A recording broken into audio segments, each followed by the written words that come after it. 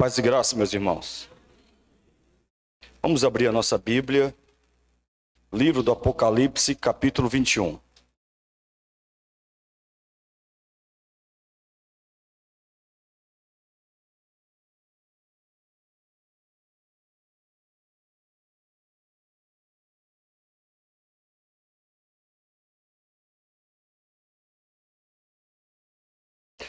Apocalipse, capítulo 21.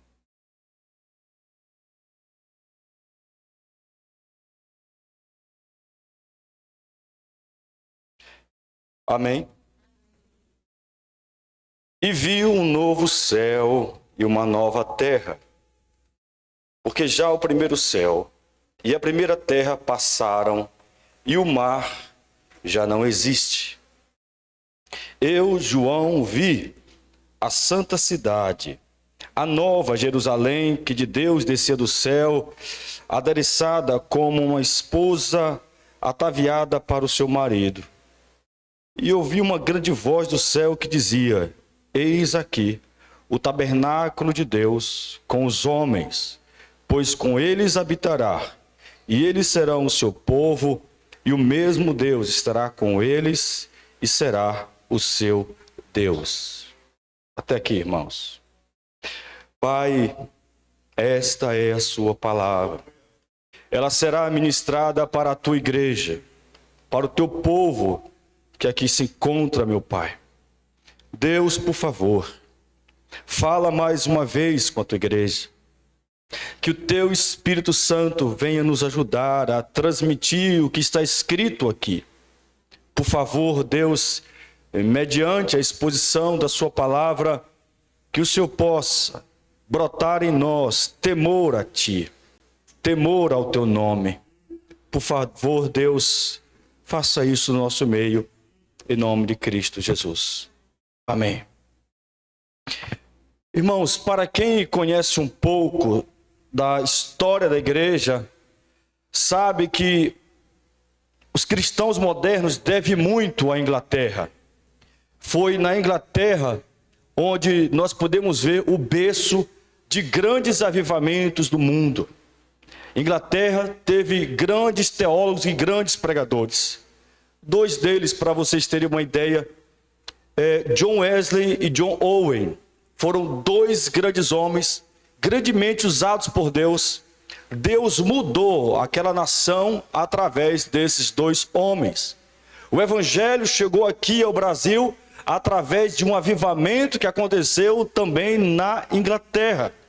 Então, a Inglaterra foi o berço de grandes avivamentos, o berço de grandes pregadores, o berço de grandes movimentos missionários. Mas hoje a Inglaterra não é mais isso. Hoje a Inglaterra está perdida.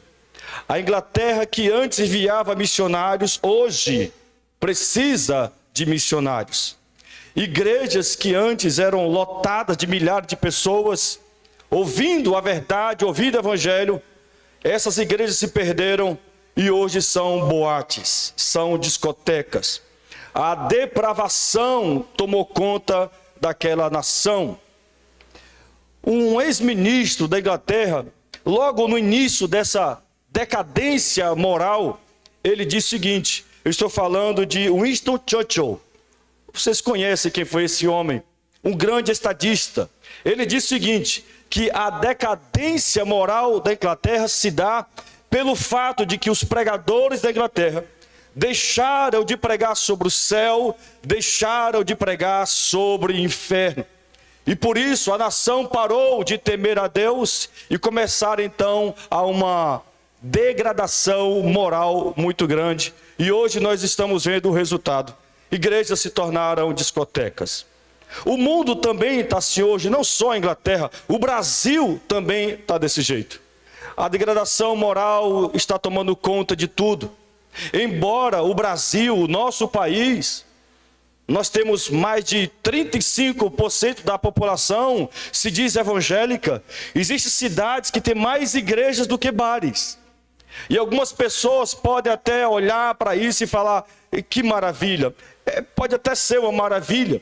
Mas se essas igrejas fossem igrejas bíblicas, se essas igrejas fossem igrejas verdadeiras, eu particularmente, eu tenho muita dificuldade de olhar para alguma dessas igrejas e enxergá-las como igrejas. Eu tenho muita dificuldade.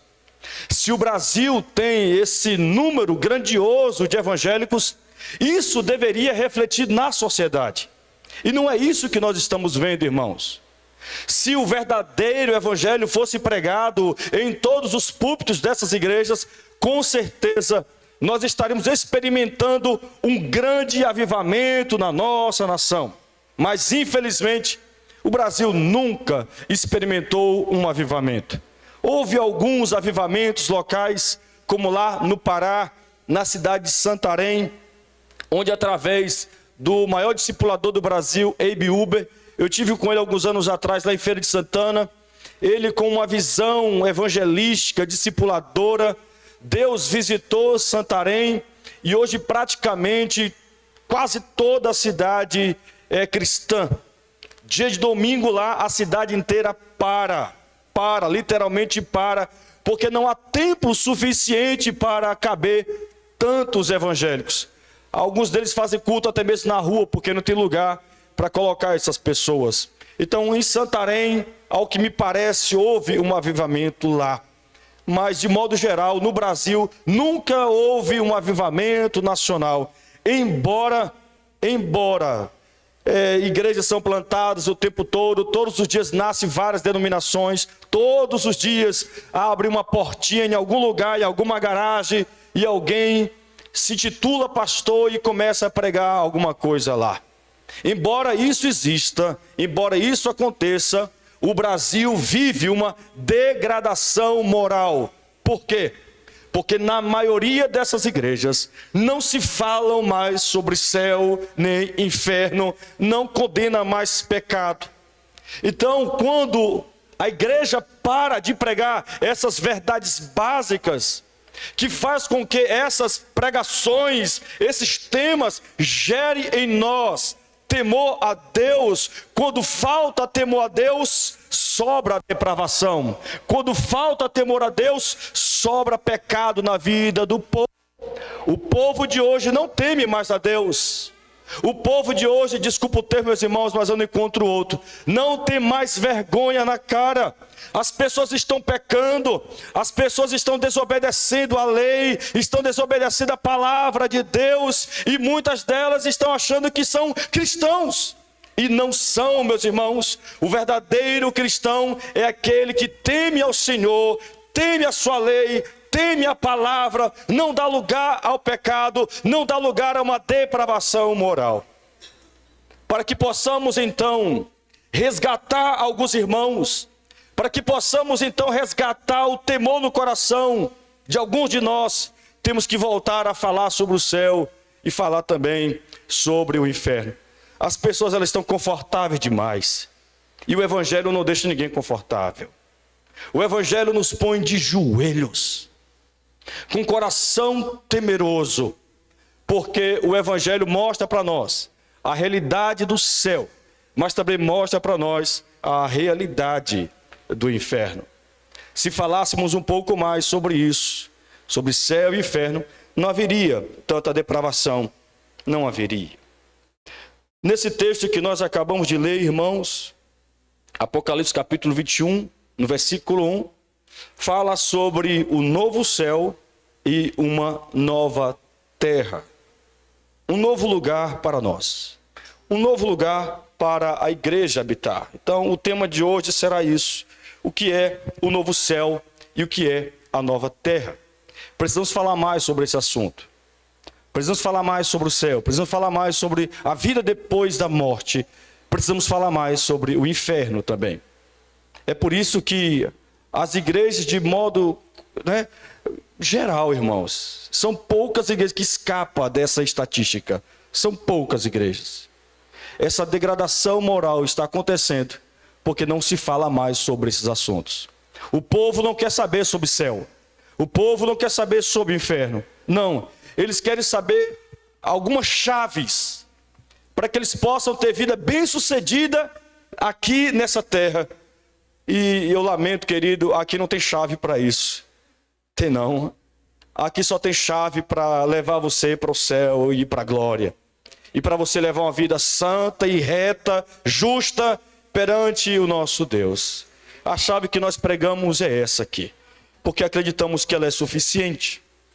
Então, quando nos deparamos com este assunto, novo céu e nova terra, muitos cristãos, eles têm uma visão muito equivocada, uma concepção muito errada do que é o céu, do que é esse novo céu, do que é essa nova terra. Eu já vi cristãos acharem que esse lugar de habitação eterna é igual os filmes, é igual os desenhos. O céu é um lugar cheio de nuvem branquinha, onde todo mundo fica andando sobre as nuvens. Onde todo mundo lá são espíritos e fica flutuando entre as nuvens. Não, meus irmãos, esse conceito é errado, é antibíblico, não tem nada a ver com as Escrituras. A Bíblia mostra para nós no capítulo 21 e no capítulo 22 uma descrição detalhada do novo céu e da nova terra. Se você quer saber um pouco, porque a Bíblia, apesar de falar sobre o novo céu e nova terra, ela fala muito mais, de nós termos um compromisso salvífico com o Senhor Jesus, para que possamos entrar nesse novo céu, nessa nova terra. A Bíblia fala muito mais de um compromisso, de um relacionamento com Jesus, do que novo céu e nova terra. Amém? Por quê? Porque nós temos que nos ater a isso.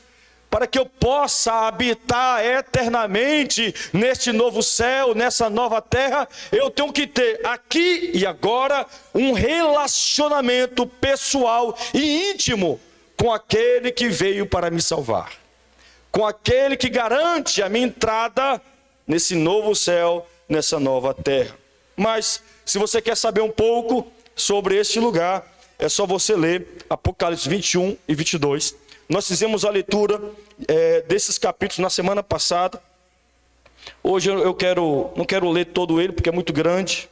Mas, se você tiver interesse de saber mais sobre esse assunto, eu recomendo você fazer essa leitura em sua casa e prestar bastante atenção em cada verdade que está escrito aqui nesses 2 capítulos. Mas, pegando os 2 capítulos, irmãos, o que nós podemos extrair deles? Nós podemos observar que esses 2 capítulos diz que depois do fim, o atual céu e essa atual terra terá um fim, e Deus então estabelecerá um novo céu e uma nova terra. Então este céu atual, essa nova terra, será eliminada, completamente eliminada, e será substituída por um novo céu e uma nova terra. Na época que isso aqui foi escrito, na época do apóstolo João, o apóstolo João foi que escreveu Apocalipse 21, eles não entendiam o céu da forma que nós entendemos aqui. Nós separamos o céu entre o nosso céu, nós separamos o céu também, o espaço, mas naquela época era uma coisa só. Esse céu atmosférico, o espaço, tudo isso era o céu. Então, quando a Bíblia diz novo céu, isto também significa que haverá uma substituição também, até mesmo do espaço sideral. Tudo será refeito. Tudo. Por quê? Porque a Bíblia diz que o pecado da humanidade não afetou apenas a espécie humana. O pecado afetou toda a criação de Deus. O pecado afetou a humanidade, o pecado afetou os animais, o pecado afetou o planeta, o pecado afetou os cosmos, os astros. Tudo foi contaminado, tudo sofreu uma transformação após o pecado. Nós olhamos para o mundo hoje, o mundo não é do jeito que um dia foi criado. Ele está contaminado, ele está manchado pelo pecado. Mas haverá um dia onde Deus, ele, através do seu poder criador, através do seu haja, amém, irmãos? Porque Deus criou tudo através do haja. Deus não precisa de nada para criar alguma coisa. Deus, ele é poderoso, basta tão somente ele abrir a boca e dizer, haja, e as coisas começam a existir. Deus é poderoso, aleluia, para fazer tudo de novo. Ele é poderoso. E eu me deleito em saber disso, irmãos, porque eu odeio esse planeta, eu odeio esse mundo, eu odeio isso demais. A única coisa que me dá contentamento, a única coisa hoje na vida que me traz alegria é a esperança da glória, é o Evangelho, é o Senhor Jesus. Nada mais faz sentido para mim aqui nesse mundo. Tudo perdeu o seu sentido, tudo perdeu o seu valor. A única coisa que presta realmente é o Evangelho. A única coisa que vale a pena é o Senhor Jesus Cristo. Por quê, irmãos? Porque um dia essa vida vai passar. Nós acabamos de ver aqui a intercessão pela vida da Cristiane. Nós não sabemos os planos de Deus, não sabemos. Mas se ela partir, irmãos, nós iremos lamentar sim a sua perda, porque ela não estará mais aqui conosco, se isso acontecer. Mas ela é uma mulher de Deus, ela é cristã, ela ama Jesus Cristo, aleluia. E se aprove Deus levá-la, vai levar para um lugar muito melhor do que esse. Aleluia! Como pregamos na semana passada aqui, e estamos fazendo uma exposição sobre o que significa ser cristão nas terças-feiras. Somente os ímpios têm medo da morte. Tem medo da morte. Esses cristãos inconversos que nunca teve um verdadeiro encontro com Jesus Cristo é que teme a morte. É que odeia esse discurso sobre céu, sobre inferno e sobre morte. Mas o cristão verdadeiro não é assim. O cristão verdadeiro se deleita na eternidade, abraça a eternidade, aleluia. Glória a Deus, aleluia. Então, Apocalipse 21, 22 vai dizer para nós que este é o lugar onde os discípulos de Jesus irão passar a eternidade. Você tem que certificar que você é um discípulo de Jesus. Se você não é um discípulo de Jesus, a eternidade nesse novo céu, nessa nova terra, não pertencerá a você. Lá só entra quem é discípulo de Jesus Cristo. E todo discípulo de Jesus obedece a sua palavra. Por mais que essa obediência lhe custe alguma coisa, por mais que essa obediência lhe traga dor, sofrimento, o discípulo de Jesus, ele vai obedecer. Ele vai obedecer, porque esta é a marca do discípulo de Jesus. Ele obedece aquilo que Cristo disse, aquilo que Cristo ensinou. Por mais que isso traga sofrimento, ele não está nem aí, irmãos. O verdadeiro discípulo de Jesus, ele não está aí para os seus prazeres carnais, para a sua felicidade pessoal. Ele quer ir para esse novo céu e essa nova terra. E se obedecer a Deus, trazer sofrimento, então ele vai passar o resto da sua vida sofrendo, mas sabendo que depois haverá um futuro glorioso aguardando. Em 1 Coríntios, irmãos, do capítulo 15, do verso 35 até o 58, vai responder uma pergunta que muita gente faz sobre esse novo céu e essa nova terra. Como será o nosso corpo nesse novo lar? Como será? Infelizmente, muitas pessoas não têm um entendimento correto de como será o céu. Como eu disse, alguns conceitos errados sobre esse assunto é que muita gente pensa que serão espíritos, né, que estarão voando entre as nuvens, mas não é isso que a Bíblia diz. A Bíblia vai mostrar para nós, em 1 Coríntios do 35 até o 58, que lá, nesse novo céu, nessa nova terra, nós habitaremos com corpos físicos. Corpo físico, glorificado, mas físico. Lembra de Jesus? Jesus Cristo, ele viveu entre nós, morreu, foi sepultado. Ao terceiro dia foi ressuscitado em um novo corpo. Em um corpo glorioso. Em um corpo perfeito. A ponto de que depois da ressurreição, ele comeu peixe. Fizeram um churrasco de peixe depois de Cristo ressuscitado. E Cristo, com o corpo ressuscitado, ele se alimentou. E foi com este corpo que Cristo subiu para os céus. Então lá, nesse novo céu, nessa nova terra, aleluia, teremos um corpo físico, porém perfeito. perfeito, irmãos. Isso é maravilhoso. Vitor, você não vai ter essa...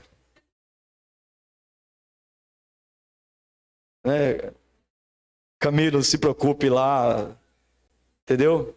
Não vai ter... Todo mundo vai ser belo. Amém? Todo mundo vai ser perfeito. Não haverá lugar para sofrimento lá. Será um novo planeta, irmãos, aleluia, onde a Bíblia diz, nesses 2 capítulos aqui, de Apocalipse 21 e 22, que lá não haverá pecado. Essa depravação que muita gente prega, estimula e incentiva, e que causa repugnância na vida de um cristão, causa nojo, quando nós nos deparamos com isso. Irmãos, lá no novo céu, na nova terra, não haverá pecado, não haverá o mal, não haverá enfermidade. E eu sei muito bem o que é isso, enfermidade. Eu estou com uma irmã também que está com câncer de mama, recebeu o diagnóstico agora esta semana. Minha mãe que está em casa doente, acabou de fazer uma cirurgia. Lá não haverá enfermidade, nenhuma enfermidade. Que lugar maravilhoso. Lá não haverá sofrimento, irmãos, nenhum tipo de sofrimento. E não haverá também aquilo que às vezes nos atormenta, morte. Não haverá morte nesse lugar. Irmãos, como não desejar isso? Como não almejar esse novo céu e essa nova terra? Quando nós vamos estudar mais sobre esse assunto, nós podemos ver que essa nova terra, esse novo céu, ela será parecida com essa terra atual. Talvez nós podemos até afirmar que essa terra atual será eliminada, mas não assim, ela vai desaparecer. Não, mas ela vai passar por um processo de transformação. Porque da mesma forma que Deus vai pegar este corpo atual que nós temos hoje, e esse corpo atual será transformado. Esse corpo corruptível será transformado em um corpo incorruptível. Então nós podemos afirmar também que essa terra velha, essa terra de pecado, essa terra de dor, essa terra de sofrimento, será também transformada em uma terra nova, em uma terra bela, em uma terra perfeita. A natureza será reconstruída, os rios serão despoluídos. Aleluia! Será um verdadeiro paraíso. Tudo será recriado, irmãos. Essa terra atual vai passar e uma nova terra se estabelecerá. Aleluia! Para que os filhos de Deus, aqueles que sofreram aqui nessa terra velha, lutando contra o pecado, lutando contra as suas vontades, lutando contra Satanás, possa encontrar nesse novo lar um lugar de descanso, um lugar de paz na presença de Deus. Pois nessa nova terra não haverá mais a maldição do pecado. Tudo que foi criado, irmãos, foi manchado pelo pecado. Existe uma maldição sobre essa terra. Existe uma maldição sobre tudo que existe em todo o universo. Existe uma maldição, mas essa maldição terá um fim. Aleluia, aleluia, glória a Deus. E quem sabe os nossos olhos serão abertos. Eu vi um cientista dizer que nós não conseguimos enxergar na natureza todas as cores que ela tem. E ele inventou lá um aparelho que dá para ver as cores exatas das coisas. Gente, quando eu vi isso, eu falei, meu Deus, esse passarinho realmente tem todas essas cores, e por conta da minha natureza pecaminosa, que foi manchada pelo pecado, eu não consigo ver toda essa beleza, que é esse pássaro. Meus irmãos, esse lugar, irmão, de vida eterna, a Bíblia vai dizer para nós, em João 14, versículo 2 ao 3, que é um lugar preparado para aqueles que seguem a Jesus Cristo. Então, nem todos entrarão nesse novo lar. Esse lar é preparado somente para os discípulos de Jesus, João 14, 2 e 3 e fala sobre isso. Número 2, a Bíblia diz também em 1 João 3, 2, que lá nesse novo céu, nessa nova terra, seremos semelhantes a Jesus Cristo. O texto diz assim: amados, agora somos filhos de Deus. Por que agora? Porque antes não éramos filhos de Deus, éramos criaturas. Nem todo ser humano é filho de Deus. João 1,12 fala sobre isso. Uma criatura, ela se torna filho de Deus pelo poder de Deus, pelo poder do Evangelho. Sem o Evangelho é só uma criatura, mas vivendo o Evangelho é filho. Quando você entregou sua vida para Jesus, de uma forma teológica um pouco mais profunda, quando Cristo veio até você e mudou o teu coração, a disposição do teu coração, e fez gerar em você arrependimento, fé, conversão, e lhe capacitou a você tomar uma decisão de segui-lo, naquele momento, naquele instante, você se tornou filho dele. E é por isso que o texto diz: amados, agora somos filhos de Deus. E ainda não é manifesto o que haveremos de ser. Mas sabemos que quando ele se manifestar, ou seja, quando Cristo voltar, seremos semelhante a ele, porque assim como é, o veremos. Seremos semelhantes a Jesus, irmãos. Aleluia. Terceiro lugar, 1 Coríntios capítulo 15, vai dizer que nós teremos novos corpos, um novo corpo. Depois leia em casa detalhadamente 1 Coríntios capítulo 15, que fala com propriedade sobre esse novo corpo que teremos. Em 1 Coríntios capítulo 2, versículo 9, nos diz que lá, nesse novo céu, nessa nova terra, nós teremos uma experiência maravilhosa. O texto diz assim: mas como está escrito, as coisas que o olho não viu, e o ouvido não ouviu, e não subiram ao coração do homem, são as que Deus preparou para os que o amam. Irmão, será uma experiência nova e maravilhosa. A única coisa que eu consigo chegar perto disso aqui é quando eu conheci o mar. Na minha fase onde eu sabia já discernir o que é certo e errado. Porque quando eu era criança, bem pequenininho, eu nasci com problema de asma. E o médico recomendou minha mãe a me dar banho de mar. Olha que coisa boa. Leve esse menino para a praia. Quando a onda vier, bota ele embaixo. Nossa. Porque ele não sabe respirar direito. Quando a onda bater em cima dele, ele vai ter que puxar ar. E minha mãe fez isso. E, irmãos, eu não estou pedindo para ninguém fazer, mas foi o que me curou. Eu não me lembro disso. Mas, logo quando eu estava saindo da fase de criança para adolescente, eu fui para um dos lugares mais bonitos do Brasil. É a ilha de... Como é que é o nome daquela ilha, meu Deus do céu? Comandatuba. Alguém aqui conhece? Nossa, que lugar é aquele, gente? Pelo amor de Deus. Fomos para lá. Eu ainda não tinha visto o mar assim, só nessa época de criança, que eu não me lembrava.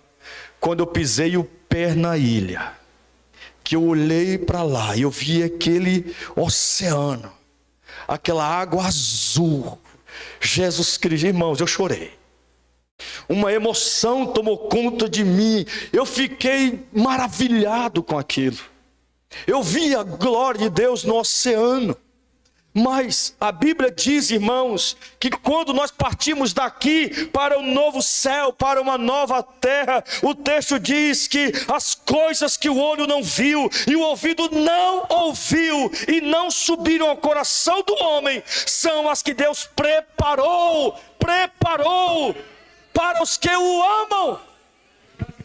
Deus eterno, você tem uma ideia da experiência que será quando você se deparar com esse novo céu, com a nova terra, irmãos, com essa coisa gloriosa que Deus preparou para todos aqueles que o amam.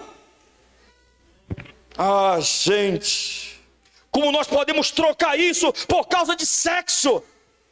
Como nós podemos trocar isso por causa de relacionamentos? Como nós podemos trocar isso por causa de uma noite, lá sabe lá Deus onde? Como nós podemos trocar isso aqui, irmãos, por essas coisas temporais e passageiras? Como? Como? Vale a pena sofrer nessa terra por Cristo, vale a pena, pela eternidade vale a pena. Vamos passar aqui, meu irmão, uma situação complicada aqui nesse planeta, mas há um planeta novo nos aguardando. Vale a pena sofrer. Aleluia, vale a pena.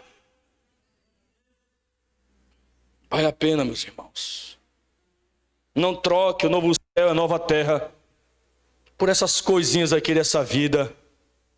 Não perca a eternidade por essas coisas banais e passageiras. Abra seu olho, rapaz. Em quinto lugar, em 1 Coríntios 13, 12, diz que nesse novo céu, nessa nova terra, teremos uma nova experiência em relação à presença de Deus. Ah, irmãos, isso aqui é maravilhoso. O texto diz assim, 1 Coríntios 13, 12. O que agora vemos é como uma imagem perfeita num espelho embaçado. Mas depois veremos face a face. Agora o meu conhecimento é imperfeito, mas depois conhecerei perfeitamente, assim como sou conhecido por Deus. Ai, irmãos, isso aqui é belo. Isso aqui é maravilhoso, minha gente. Essas experiências que temos com a presença de Deus aqui nessa terra velha, ela é imperfeita. É como um espelho embaçado, diz o texto aqui na Nova Tradução, na linguagem de hoje. Mas chegará um dia, aleluia, que o veremos assim, face a face. Deus, na pessoa do Filho, estará ali em nossa frente. Aquele que se sacrificou por nós estará agora com seu corpo glorioso, reinando sobre tudo, e estará ali em nossa frente. Contemplaremos ele face a face e desfrutaremos da presença dele por toda a eternidade. A Bíblia diz que nós passaremos toda a eternidade conhecendo a Deus. Eternidade é conhecer a Deus. O que faremos nesse novo céu, nessa nova terra? Duas coisas. Nós passaremos a eternidade conhecendo Deus e conhecendo um ao outro. Conhecendo nossos irmãos que viveram antes de nós, que vivem agora, mas nós não temos contato com eles. Eu gosto muito de ver como os nossos irmãos em Cristo adoram a Jesus em uma cultura diferente. Eles não falam a mesma língua, eles não têm a mesma cultura que nós, mas estão lá adorando a Deus, louvando a Deus, bendizendo o nome do Senhor. Eu gosto muito de ver a igreja presbiteriana renovada lá da África, principalmente de Moçambique e de Angola. Nossa, como eles adoram a Deus de forma diferente. Aquele vídeo que já viralizou, irmãos, onde tem uma igreja em uma aldeia bem distante, que não tem teto, sabe? As paredes são daquele tijolo adobe. Os instrumentos são feitos artesanalmente. A corda da guitarra é de arame. A bateria é feita de balde. E eles estão lá, esse vídeo está viralizado na internet. Eles estão lá cantando de uma forma tão gloriosa, tão intensa, que eu assisto aquele vídeo, já assisti várias vezes e nunca cansei de assistir. E eu falei, meu Deus, eu queria estar nesse culto aí. No chão batido e todo mundo glorificando, crianças adorando a Deus com intensidade. Esse lugar, irmãos, é a igreja presbiteriana renovada, lá de Angola. Aleluia.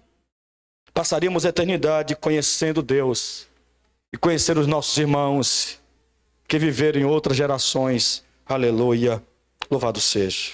Agora o vemos como uma imagem perfeita, no espelho embaçado, mas depois veremos face a face.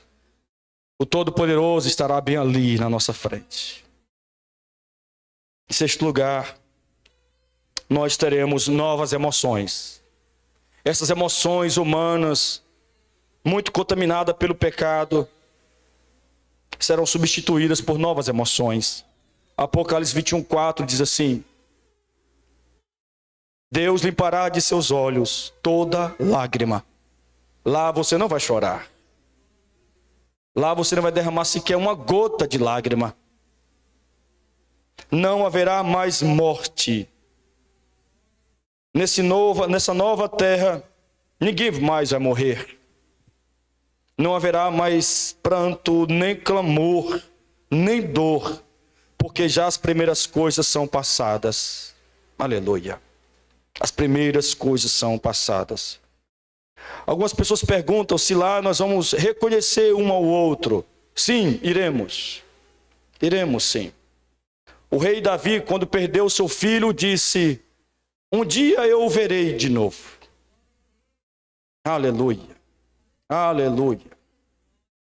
Quando Moisés e eles desceram no monte da transfiguração, sabemos que Moisés e eles estão no céu. Eles desceram para falar com Jesus. Lá no monte da transfiguração, eles foram reconhecidos pelos discípulos. Nós lá iremos reconhecer um ao outro, irmãos. E isso é um mistério para nós, que a gente não sabe como é que vai ser isso.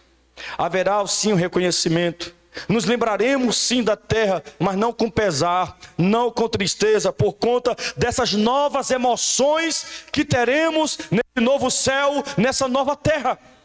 Onde lá teremos emoções, onde não haverá espaço para lágrimas, para pranto, para dor, para clamor, nada disso, porque tudo isso já passou. Seremos agora uma nova pessoa, com um corpo glorioso, perfeito. Aleluia! Embora nos lembraremos, mas não lembraremos com pesar, com tristeza, porque lá não haverá espaço para isso. E por último, irmãos, nesse novo céu, na nova terra, não haverá morte. Não haverá morte. O pastor Hernandes Dias, comentando sobre esse assunto, ele diz que a pregação sobre os céus deve trazer profundas lições morais para a igreja hoje. Esse assunto sobre céu tem que promover na vida da igreja lições morais do tipo, primeiro, ele mostra para nós que o cristão verdadeiro é aquele que faz o que Cristo disse. Nós, os cristãos verdadeiros, não ajuntam tesouro na terra, mas ajuntam tesouro no céu. O que significa? O cristão verdadeiro é aquele que trabalha muito para juntar tesouro lá em cima. Ele não é materialista, voltado somente para as coisas dessa terra. Ele trabalha sim, ele ganha dinheiro sim, ele ajuda a família sim, mas o seu foco é o céu. Ele não perde o céu de vista. Ele não tira a eternidade do seu foco. Ele está ali trabalhando, mas o foco dele é o céu. É a eternidade, aleluia. Então, este assunto deve produzir isso em nós. Devemos ajuntar tesoura no céu, irmãos. A Bíblia não nos estimula a parar de trabalhar e de planejar nossa vida aqui nessa terra por conta desse assunto. Não, devemos trabalhar sim, mas nosso coração, nossa motivação, nossa realização está no céu. Em segundo lugar, Paulo diz que nós devemos pensar no céu. Você pensa no céu? Pensa? Não, irmão, seja sincero com você mesmo. Para admitir para você. Você pensa no céu? Ou você pensa mais no trabalho? Amém? Ei, muda de vida, rapaz. Pare de pensar mais no seu trabalho e comece a pensar mais no céu. Porque é para lá que você vai. Tudo isso que você faz aqui nessa terra vai ficar aqui, meu querido. Vai ficar aqui. Pense mais na eternidade. Pense mais na eternidade. Jesus ensinou que nós devemos orar em terceiro lugar. Aquela oração que ele nos ensinou. Seja feita a tua vontade na terra como no céu. Foi isso que Cristo disse. Que seja feita a tua vontade na terra como é feita no céu. No céu, irmãos, lá só prevalece a vontade de Deus. Lá não prevalece a vontade dos cristãos que estão salvos. Lá não prevalece a vontade dos anjos. Embora os anjos tenham livre-arbítrio pleno, lá prevalece a vontade de Deus. Então aqui na terra também tem que reinar, é a vontade de Deus, não é a minha vontade. Eu vejo alguns supostos cristãos que estão desobedecendo à vontade de Deus, fazendo as suas próprias vontades e dizendo ser crente. Você não é crente. O crente é aquele que nega a si mesmo. O crente é aquele que carrega a cruz. O crente é aquele que faz renúncias para fazer a vontade de Deus. Um cristão jamais fará sua própria vontade. Jamais. Na verdade, essa é uma das características do verdadeiro crente. Fazer a vontade de Deus, não a própria. Aleluia. Em quarto lugar, o céu deve nos estimular a uma vida santa. Uma vida de santidade. Porque sem santificação... Ei, você está ouvindo isso? Sem santificação, ninguém verá o Senhor. Ninguém verá o Senhor sem santidade. Então, este assunto, céu, eternidade, deve nos estimular a buscar uma vida santa, uma vida correta, uma vida plena diante do Senhor. Olha o que diz em 2 Pedro 3,14. Põe na tela aí, Jairzinho, por favor. 2 Pedro 3,14. Por isso, meus amados, enquanto vocês esperam aquele dia, ou seja, enquanto vocês estão aqui nesta vida, façam o possível para estar em paz com Deus. De que forma? Sem mancha e sem culpa diante dele. Façam o possível, se esmere. Pare de brincar e pare de ficar banalizando a graça e a misericórdia de Deus. A graça e a misericórdia não foi nos dada para ser banalizada, para viver, sabe, de forma imoral, indecente e brincando com o pecado. Tem gente que brinca com o pecado por causa da graça e por causa da misericórdia. Lembre-se disso. Deus não se deixa escarnecer. Não brinque com o pecado. Por mais que exista a graça, por mais que exista a misericórdia, a graça e a misericórdia só é efetivada na vida de quem se arrepende. E a marca na vida daquele que se arrepende é mudança. Mudança. Mudança. Sem mudança não houve arrependimento. Se não houve arrependimento, então a graça e a misericórdia não estão imperando sobre a vida dessa pessoa. A graça, a misericórdia só abraça, só repousa sobre a vida daquele que se arrepende. E é por isso que o apóstolo Pedro escreve sobre isso, dizendo: por isso, meus amados, enquanto vocês esperam, porque nós estamos esperando, nós estamos aguardando a volta de Jesus. Enquanto vocês esperam aquele dia, que dia? O dia da volta do Senhor. Faça o possível para estar em paz com Deus. Você está em paz com Deus? Como é que está a sua vida? Embaraçada? Desembaraça ela. Lá no céu não entra vida embaraçada. Desembaraça a sua vida. Se sua vida está embaraçada com algum tipo de pecado, hoje é o dia de você dar um fim a esse embaraço, a esse nó que está lhe amarrando, que está te conduzindo para uma vida sem Deus. Hoje é o dia da sua mudança. Amém, igreja? Em nome de Jesus, larga esse negócio, rapaz. Larga esse negócio, mude de vida agora, hoje. Para de brincar, para de desobedecer ao seu pai, para de desobedecer a sua mãe, para de brincar com o pecado e busque uma vida de santidade.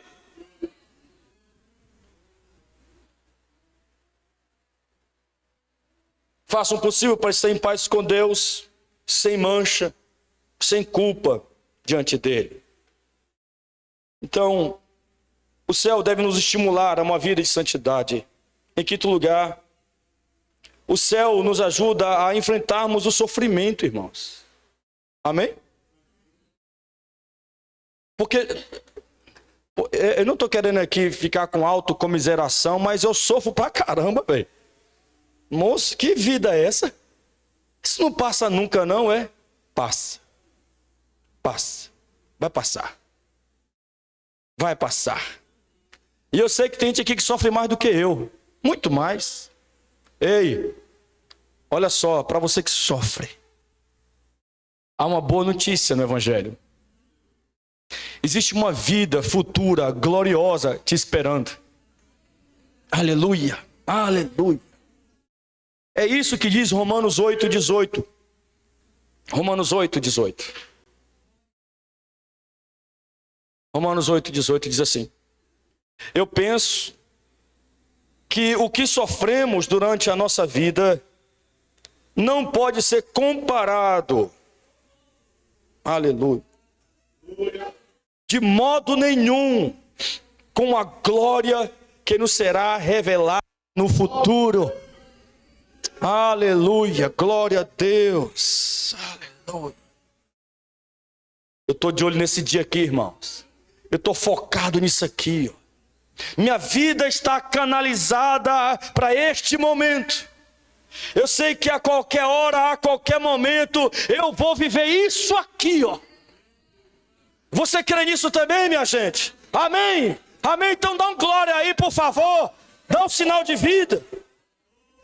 Se a sua vida está canalizada para este momento, aleluia, eu penso que o que sofremos durante a nossa vida não pode ser comparado de modo nenhum com a glória que nos será revelada no futuro. Oh, glória! Vai na calavanara súria. Aleluia! Aleluia! Aleluia! O céu nos ajuda a enfrentar os momentos de sofrimento. Glória ao Senhor. Nós, cristãos brasileiros, nós não entendemos muito isso aqui. Porque nós não sofremos grandes perseguições. A perseguição que a gente sofre hoje é ideológica. Mas uma perseguição física, nós não sofremos ainda. Mas há países aí fora que nossos irmãos são decapitados. Lembra da decapitação de 21 cristãos cóptas lá no Oriente Médio, onde o Estado Islâmico decapitou 21 dos nossos irmãos? Lembrando que os cristãos cóptas são uma das igrejas mais antigas do mundo. Alguns dizem que foi fundada por Tiago, lá no Egito.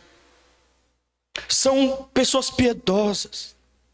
Lá, a pregação não é essa que contaminou a Europa e que contaminou a América. É essa pregação humanista, centrada nas necessidades humanas. Não, não, irmãos. Lá a pregação é voltada para o reino. É voltado para os céus, para uma vida eterna com Deus. Lá, os discípulos dessas igrejas são bem preparados para a eternidade, para a vida após a morte. Tanto que, quando esses 21 jovens foram sequestrados e levados para uma beira de uma praia. Eles sabiam que seriam decapitados. E eles tiveram paz naquele momento. Eles não ficaram lá desesperados, se batendo, não. Por quê? Porque a eternidade, aleluia, estava impregnada dentro deles, louvado seja. Eles sabiam que Romanos 8,18 não é uma utopia, não é folclore, isso aqui é verdade, aleluia. Oh, glória! Os cristãos da América são fracos, deixam Jesus por qualquer coisinha, quebram princípios bíblicos por qualquer coisa, porque são fracos, não tem profundidade bíblica nem teológica. Mas nós estamos aqui promovendo um avivamento, uma mudança, uma transformação, uma reforma. Aleluia! Crente de verdade não tem que ter medo da morte. Deixe isso para os ímpios, para aqueles que não seguem o Senhor. Em sexto lugar, o céu nos ensina a fazer renúncias, como Moisés fez. Hebreus 11, 24 ao 26. Você disse que é cristão. Qual foi a renúncia que você fez? E qual é a renúncia que você continua fazendo? Porque as renúncias, elas não param. As renúncias são diárias. Muitos dizendo ser cristãos, mas nunca fizeram renúncias. Nunca abriram mão de suas próprias vontades. E quando Deus colocou a prova, e quando Deus coloca à prova essas pessoas, para testá-las, para ver se realmente vão abrir mão daquilo que querem por causa de Jesus, a maioria dessas pessoas não abre mão, não fazem renúncias. Por quê, irmãos? Talvez não nasceram de novo. Não. Como nós estamos ministrando na terça-feira, o novo nascimento promove em nós uma mudança radical, irmãos. Não é essa mudançazinha que a gente vê hoje aí. Não é. Não é, irmãos. É uma mudança violenta e radical. Sabe, é uma coisa bem visível e bem notória. Nós temos que se preocupar com esses nossos filhos que estão nascendo em berço evangélico e que nunca tiveram de fazer grandes renúncias para seguir Jesus. O momento deles vai chegar. Vai chegar o momento onde os nossos filhos terão que fazer uma renúncia grandiosa para provar realmente que são cristãos. Jovens, adolescentes que estão aqui, se preparem, esse momento vai chegar. Talvez vai ser um namoradinho, talvez vai ser um emprego, talvez vai ser uma proposta indecente, talvez vai ser uma decisão que você vai ter que tomar. Mas este dia, o dia da aprovação, vai chegar. Chega para todos esse dia. Chega para todos. Chegou para Moisés, Hebreus 11, verso 24 até o 26.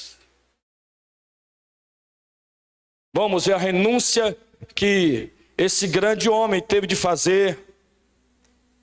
E por que ele fez essa renúncia? Em que ele estava de olho para fazer essa renúncia? Diz assim um texto. Pela fé, Moisés já nascido foi escondido 3 meses por seus pais. Não, estou no versículo 23. Vamos continuar então. Porque viram que era um menino formoso e não temeram o mandamento do rei.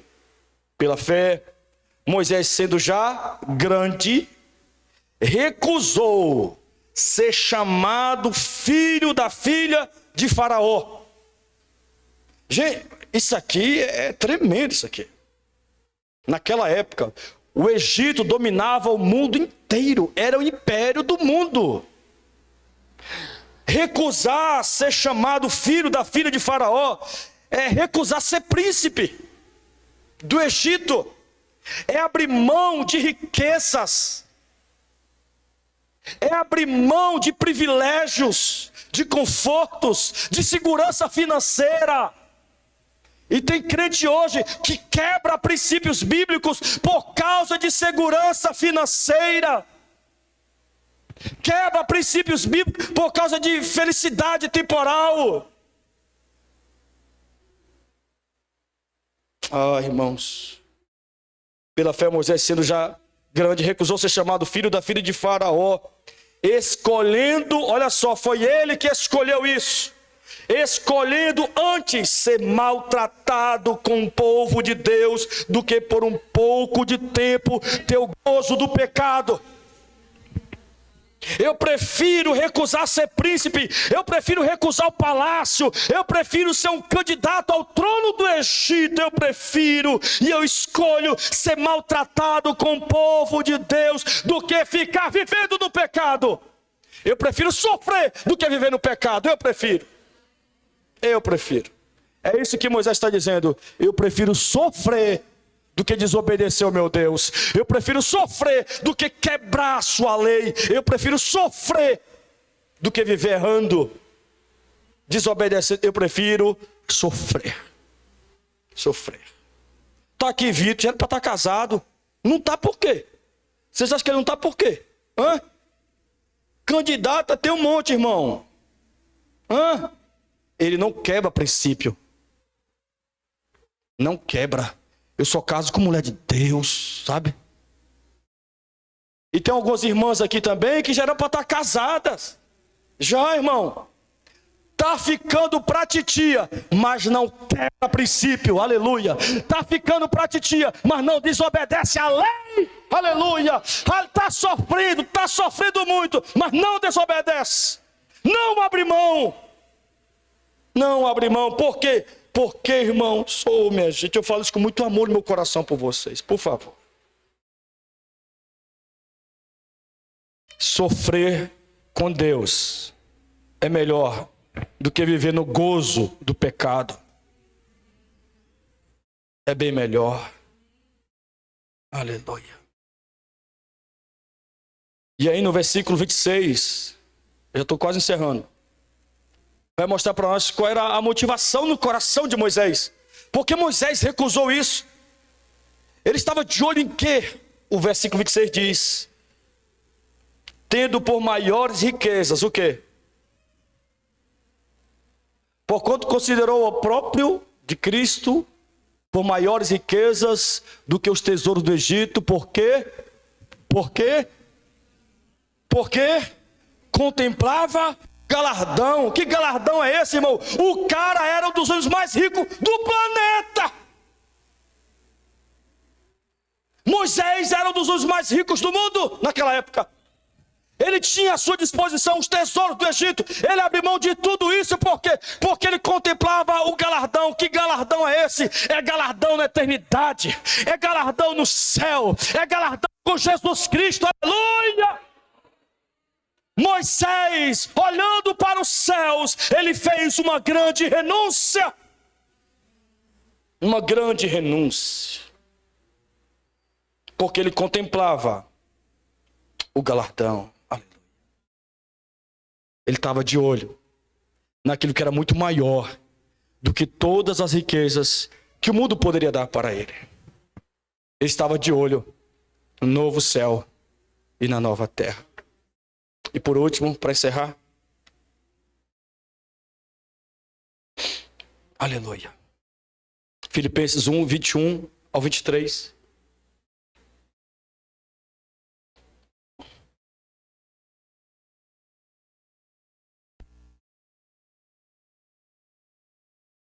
A mensagem do céu traz uma outra lição para nós, uma outra doutrina para nós. Filipenses 1, 21 ao 23. Aleluia. Fica de pé, por favor.